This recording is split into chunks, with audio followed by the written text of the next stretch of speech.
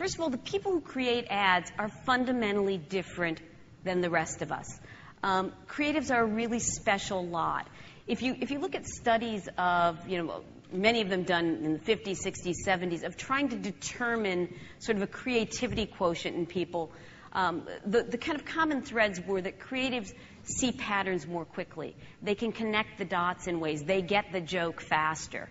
And because those are the people who are creating the ads and sharing them within their own community, it's often easy for creatives to see things that normal people can't see.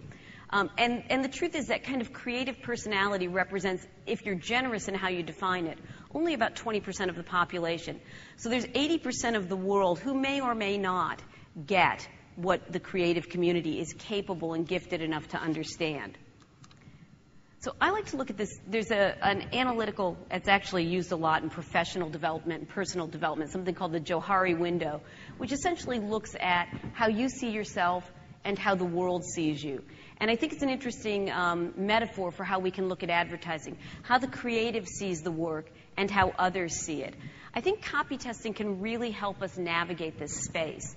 So, for example, there are times, if you go back to the analogy of the comic, where they write something that they think is hilarious. It cracks them up, and it never quite resonates with the audience. That's their blind spot. They don't understand why nobody gets it, but they don't.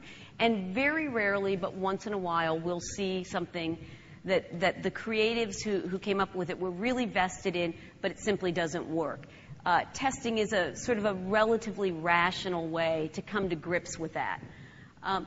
The area that's most interesting to me, though, is the unknown, and I think that's where there's the most opportunity to benefit from research on creative executions.